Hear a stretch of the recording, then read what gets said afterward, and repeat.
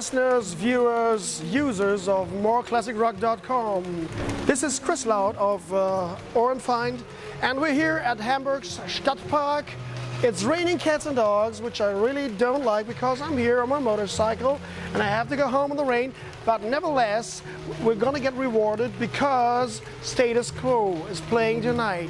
They have put out their 29th studio album. They're in 6 decades, another number 10 album. They've been around the world for 4 million miles and 6,000 shows. And we're going to see them here tonight, live in the rain, and we don't care. Yeah, yeah, you're looking at the right one. Yeah, yeah, it's got to be done. You know you really turn the lights on. This is gonna run and run. And then we need to say... You're not taking the piss here, are you? No, I'm pretty fine. No, it doesn't mean, give me a blowjob or anything. No. I did that to Rick once. Do you know why nobody wants a blowjob of a female singer? You cut that out later on. No. 1, 2, test. Do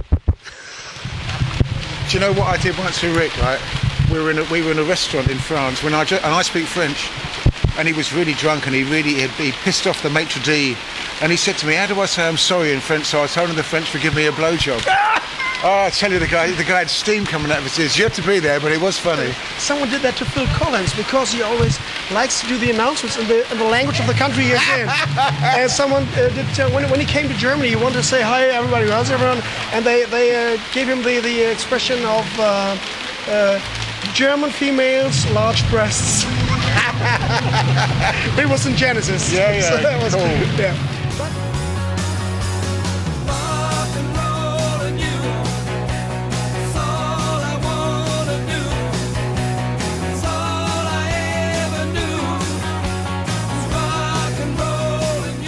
Hi, this is Rick Parfitt and you're listening to moreclassicrock.com.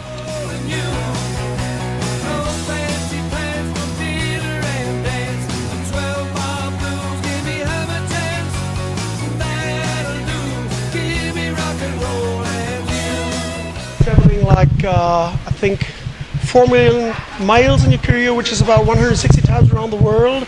You sold 180 million records. What keeps you going?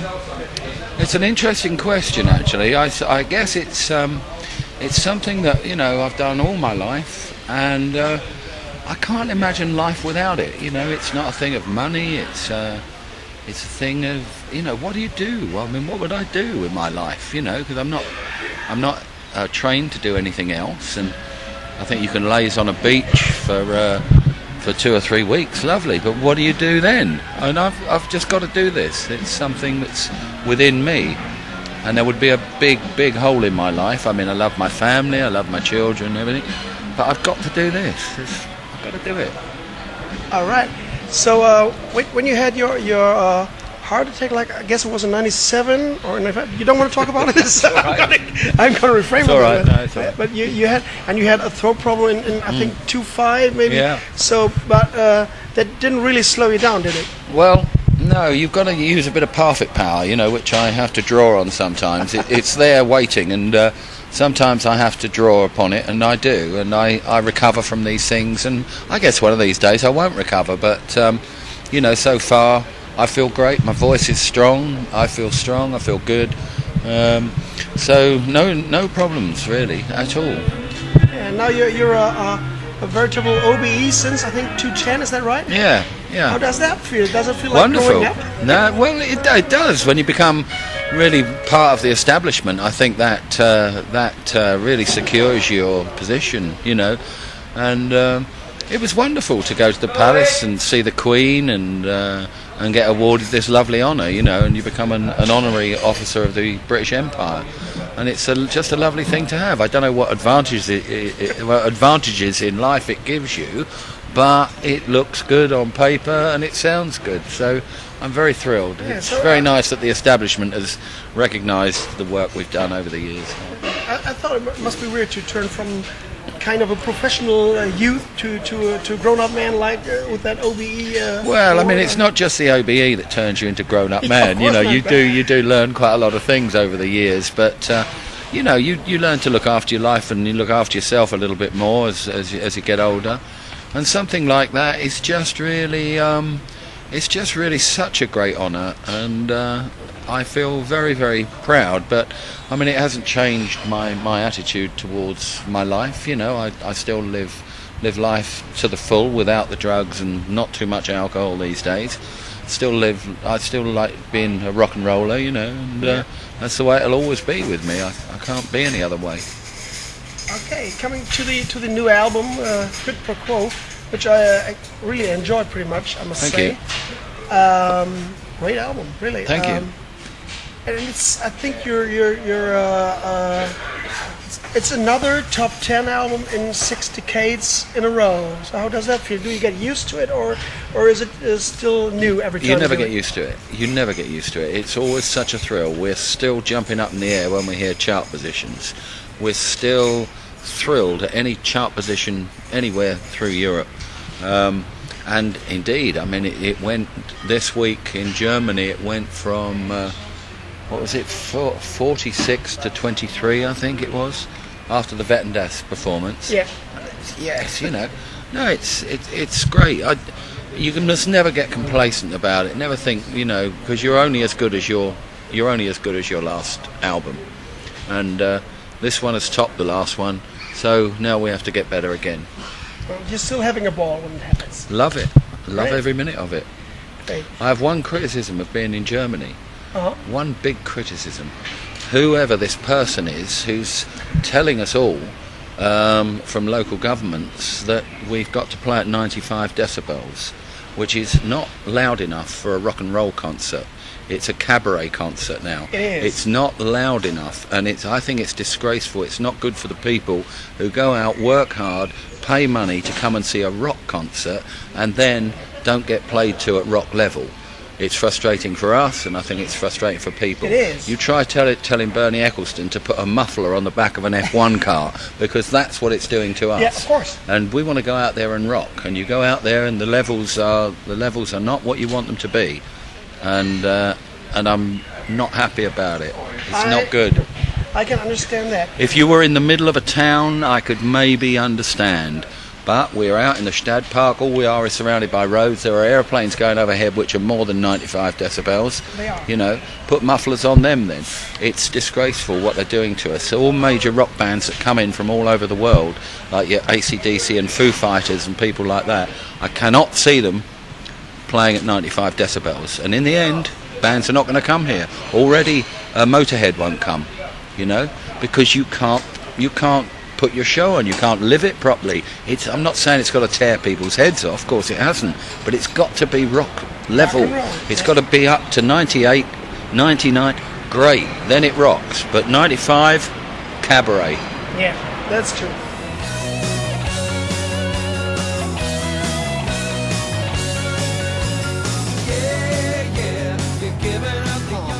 Hi, this is Francis Trotty of Status Quo on moreclassicrock.com. Hey, honey.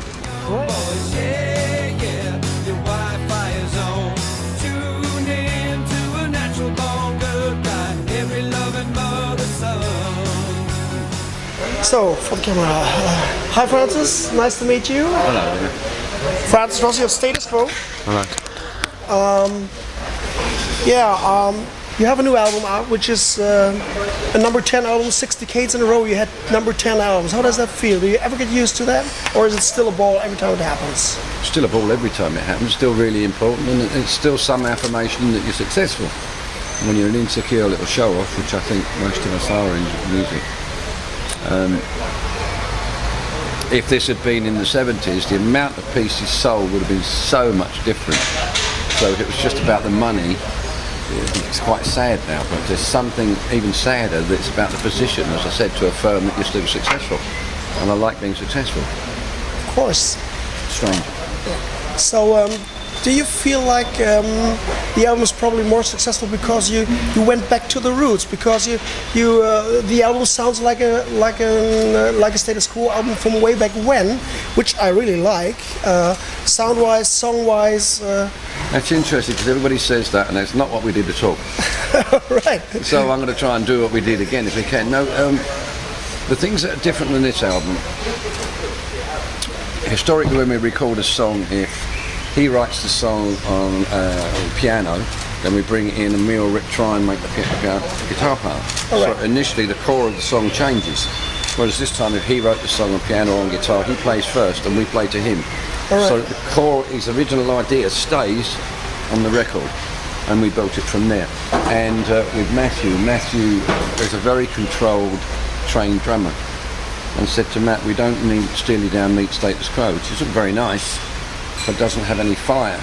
And so Matthew went in and played the best I've ever seen him play in terms of drive. I'm not sure it's technically brilliant, but it's the drive. And so each track on the album is in as few takes as possible. And so there's spontaneity. It's the first few times anybody played it, so there's always this urgency or something about it.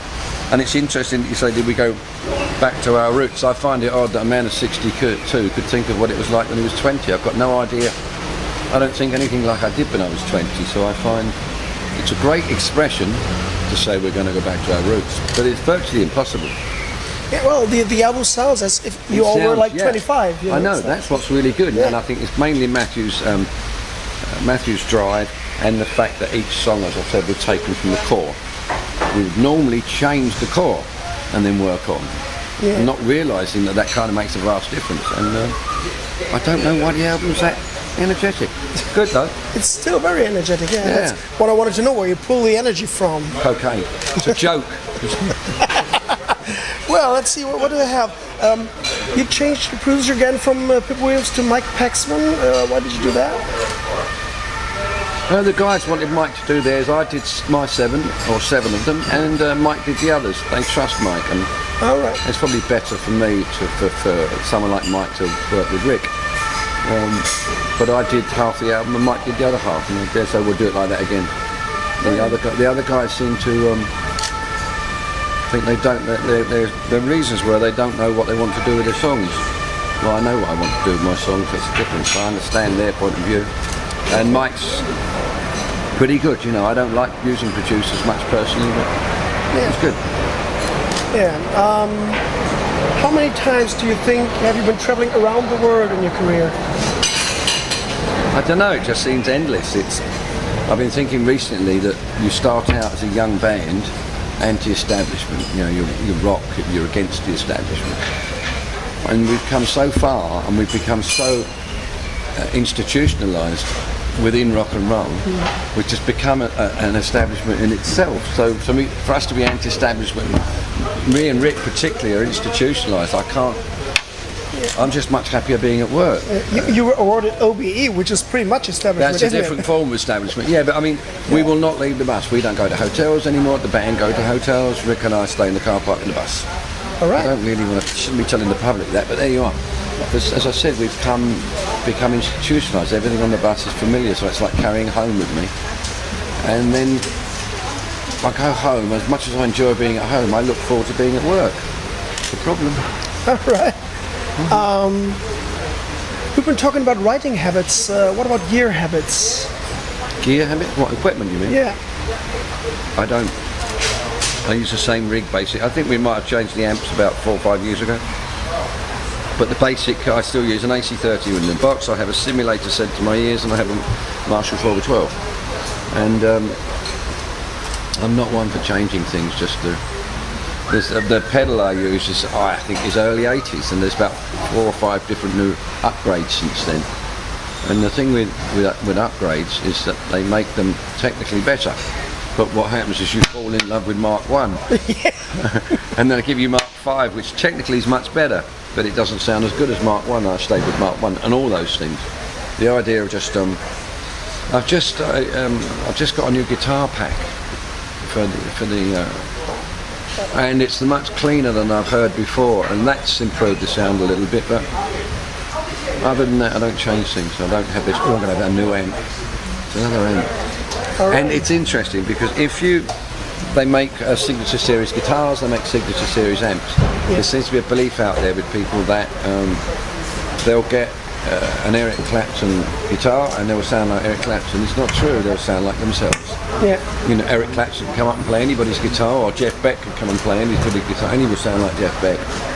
So the idea of playing a signature series and thinking you're going to sound like someone else is just marketing.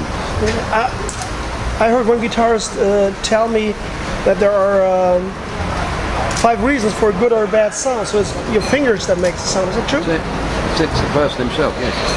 I mean, I tend to play, I'm not a very good player, and I tend to play flat.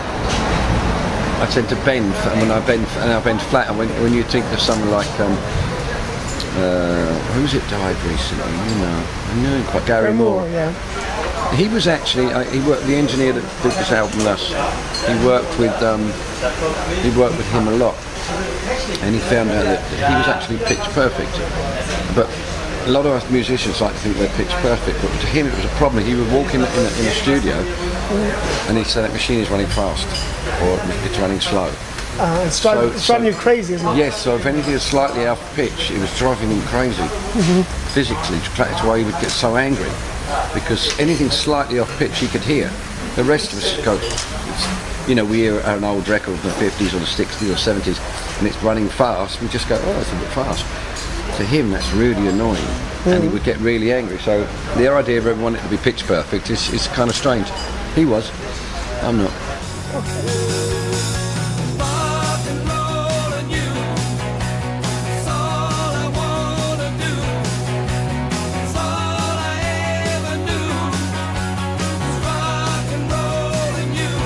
moreclassicrock.com.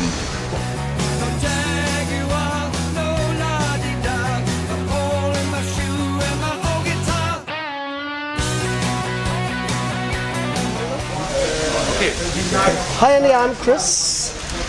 We're having this interview. You're still Chris. I'm still Chris. I haven't changed in the last couple of minutes. This is from moreclassicrock.com, and we have a couple of questions, of course.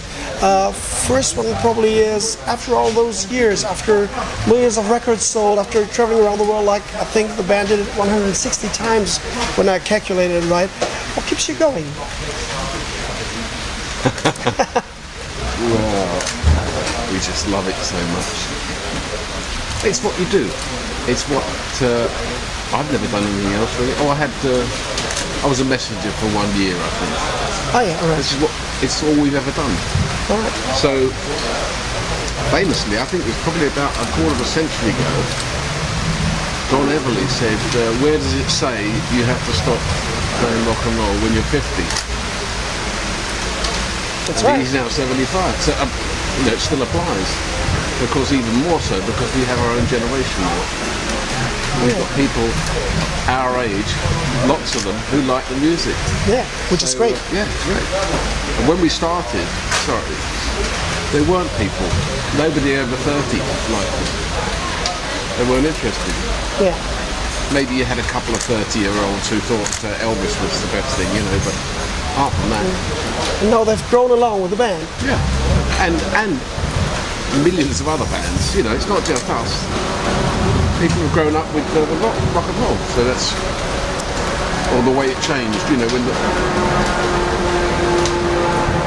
For us, really, it was the Beatles. It wasn't really any Clapton or Elvis, but I guess it's the whole same thing. You have a new album out, Quid Pro Quo, Yeah. and it's now the 6th decade I've read. You have a top 10 album in a row, the 6th decade in a row. Do you ever get used to it, or is it still a ball every time it happens? It's pretty good. It's a pretty good feeling, I can tell you. And anybody who says different is lying. Okay. It's great, yeah. Because it's still new. It's a new thing. It's a new album. We've just spent a lot of time working on it. It's good. Yeah. The album sounds like a bunch of 25-year-olds wrote it and played it. It sounds very young, very energetic, very back to status quo in the 70s. How did you approach writing and producing? We took a lot of advice from all our children. All right. Yeah. It's possible. How do we approach it? We all write in different ways at different times, and there's no formula really. Somebody might write with somebody else, somebody might say, how about this bit? Somebody go away, come back with this bit.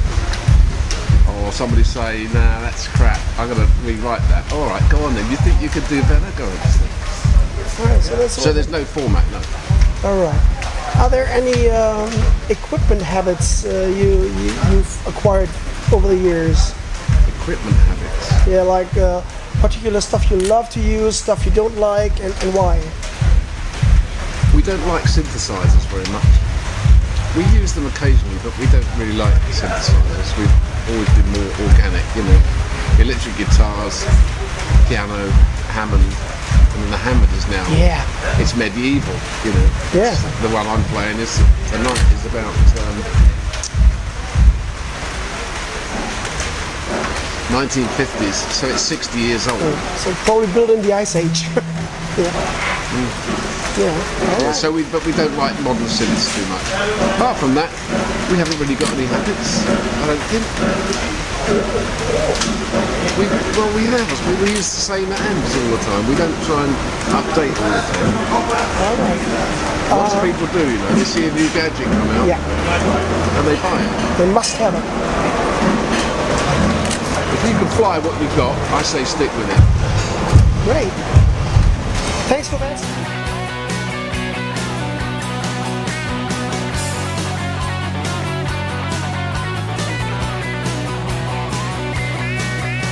No fancy pants for dinner and dance. The 12-bar rules give me habitants. Moreclassicrock.com. We're here with Matthew from Status Quo. Hi, Matthew. Hi. Matthew, being the youngest member of the band, both in terms of age as well as in terms of being part of the band, how was it for you to step into a band that was already huge when you came in? Yeah, I suppose it was a bit daunting at the beginning, but I've played with lots of different people before. I've played with Status Quo, so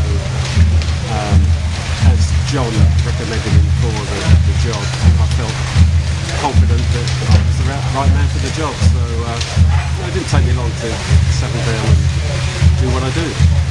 And how do we have to think it was? Did you rehearse for a long time, or was it like 3 rehearsals, first show, or how did it happen? I think we did about 2 days rehearsal before we had a live TV to do in England, doing a live Top of the Pop show. It was in at the deep end, and I think it went pretty well. Yeah. So how was the first couple of months with the Status Quo? Was it family pretty fast, or? Yeah, I think we started in Germany actually. The first show I did in 2000 was in Kiel. And I suppose it took a while to settle down. I think they were probably nervous of me doing the job as well, because we had Jeff for 15 years, and whoever comes in after, it's going to sound different. So I think we both got used to each other pretty quickly. Status Quo has been said to have been doing 4 million miles in their career, which is more than 160 times around the globe. How many of them did you travel with them? What do you think? About 3.9, I think. Well, that's quite a lot.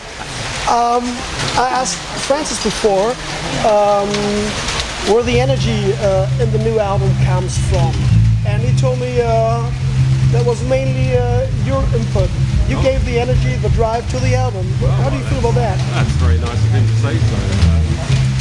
But yeah, I just went in and this time I put the drums on top of the tracks. A lot of the tracks are sort of already almost complete, and I put the drums on the top, and maybe in doing that I brought them to life. I hope so. It's a good way to work. Yeah, I mean the album sounds pretty much like a very early Status Quo product. It sounds very down to earth, and I like the album pretty much, I must admit. Yeah. And it sounds like the old songs did. Yeah, well, hopefully that's. I think a lot of the fans would like that, so hopefully they'll enjoy it. Did you listen to a lot of the old albums before you recorded, or didn't you do anything like that? Well, I've listened to the early albums over the years, but not specifically before doing this album. I tend to hope and think that I know what is required now, so I just go in and do my thing, and hopefully that's the right thing to do. Would you think that what you listen at a certain time reflects on the way you play on a record, or is that not really No, coupled? just try to focus on the song as it is, and then knowing what is required, then I will just do that. All right. And any gear habits you'd like to tell your fans about? Gear. Gear habits, like equipment, like.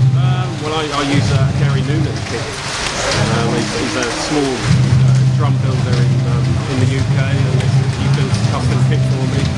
And yeah, they're great drums, and I use Python cymbals and big sticks. So yeah, they're good to me.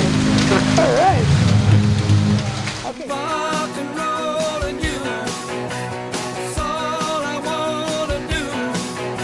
That's all I ever knew. Is rock and roll and you, rock and roll and you. That's all I wanna do. And I'm the Prime Minister of Sudan. Sorry. Hi, Rhino. Hey, how you doing?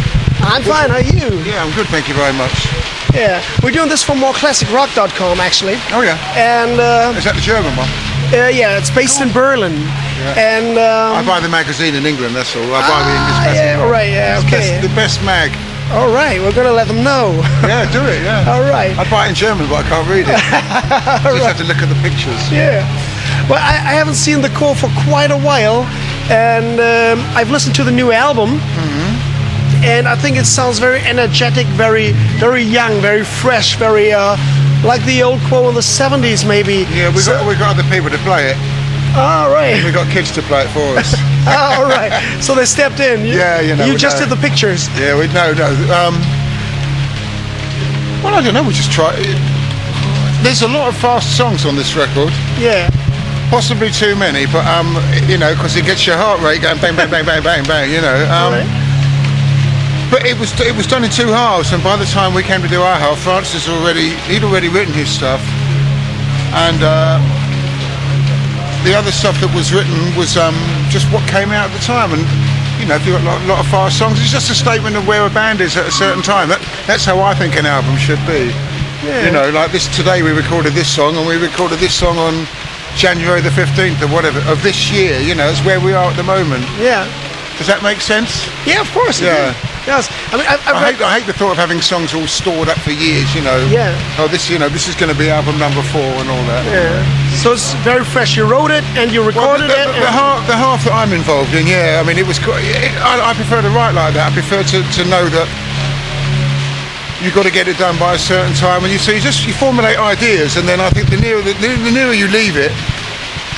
It becomes, it's almost like an experiment. Sometimes it works, sometimes it doesn't. But when it works, it's better for it. Yeah. I think.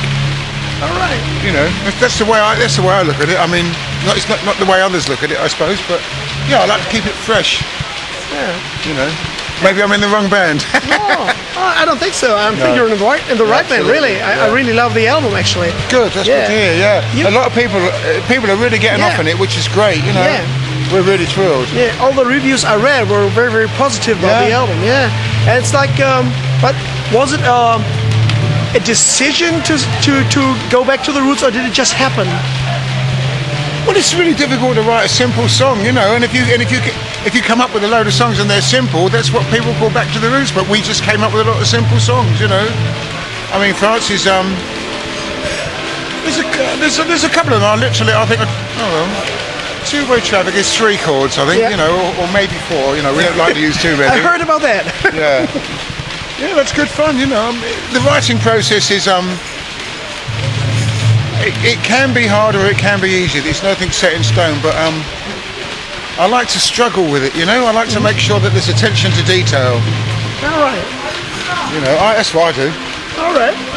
The band played around 6,000 shows, I think, in its career, and traveled 4 million miles. How many of the mileage did you do? How many of the shows did you do approximately? What do you think? Oh, I would think in the time I've been there, I've done half of them, because I think in the few years before I joined, the few years before then, there was a lot of time when the band didn't tour, and when I joined, I don't mean I was the reason, but when I joined, I think the atmosphere was probably better, so they thought, right, fuck it, let's get back on the road, you know, and do what we do the best. Oh, yeah. You know, because it is rare that we do a record that captures what we're about live. I think that's safe to say. You know, we've made a few records that have been not the records our fans would like. I think I can safely say that, and we've got the ball back again. Yeah, it's great. I mean, here in Hamburg, for our users, listeners, viewers, it's starting to rain now, very heavily. It's not starting to rain, it's pissing with rain. Yeah. But it would be. We've got our own cloud. Yeah. We'll bring it with us. So what are you going to do to take the people with you? Tonight? Yeah. Well, if I was really sensible about this, I would have had umbrellas as merchandise. You probably have. No, we haven't, unfortunately. I would know.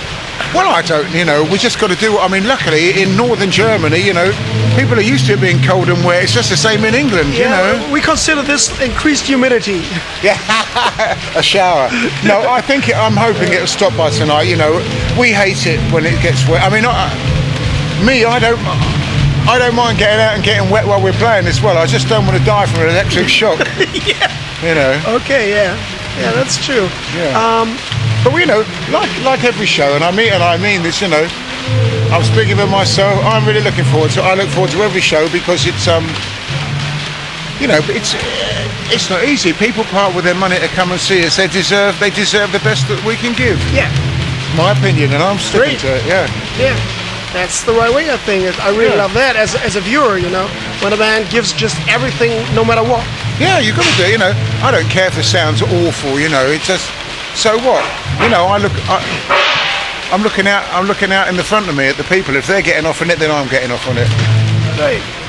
Yeah, I think it's only fair. Yeah. And it makes it, and that's the other good thing. It makes it. There's not a divide. It's not like, you know, the band's up there all looking at the ceiling, you know, getting off on the new 20-minute guitar solo, you know. All right, how you doing? You having a good time? Yeah. You having a good time? So are we. So it's going back and forth. Yeah. No, you know, I think we've got fantastic fans. We really have, you know. We've given them some shit records over the years, and they still come back for more, and they come back and see us every year, and you know, long may they and us continue. Oh, great. One thing about the album which I wondered about was why did you pick up in the army now again? What did you change? Did you just remix or re-record? No, we re-recorded it and we changed some of the lyrics, and we actually did it with some people in the army, and we did a video for it, which I think is not on the album, unfortunately, but it's on the single. And we went to a place where soldiers, it's called a barracks, where they live, where the soldiers live, and we were talking to these guys who'd been to Afghanistan, and it's pretty, you know, it's hairy stuff, and I got kids the same age as that, so, you know, there's a lot of perspective going on there. And I'm not doing a Spinal Tap, not too much fucking perspective, you know. We can't mess it up this time, we've kept them waiting long enough. Yeah. But no, it was a really humbling experience, I think, for me to meet those people. Yeah. And one other thing about the album, there's also a very different departure there. We've also done, if you will, the deepest song since I've been in the band, which I was fortunate enough to co-write with Andrew and Francis, and that's called Dust to Gold. Oh. And that's actually I love that one particularly. yeah, it's really a deep song for us. Well, it's a deep song anyway, but we don't normally do, as you said, in the army, that's quite a deep song as well, you know, because it's got a resonance with people, and Dust to Gold is a very deep song, and the fucking rain is pissing me off. Listen to it. Oh, Jesus Christ. All right, I'm here on a motorcycle, Oh, good luck. so ask me. Yeah. One gear question, and I think we're done then. You're always using headless instruments. Yeah. Why?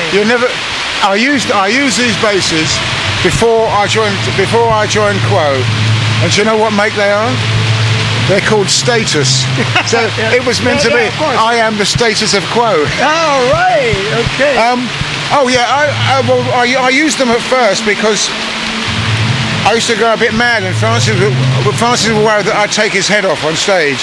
Yeah. So I use headless ones, and I really like them. And you know, it's not the I know they're a bit 80s, but I don't give a shit. They sound great, and I use Mark bass amplifiers, which are the best thing ever. Italian made, right? Yeah, they are. Everything else can just go away. They are the best. All right. Give me one. I don't. Thumbs up for Mark bass. Yeah, oh, absolutely. Big thumbs up. Yeah. I don't know if they cut out the advertising. Oh no, it's not an advert. I'm not telling you to buy them. I'm just saying they're the best. All right. You know, that's my opinion. Okay. That's all I ever knew. That's why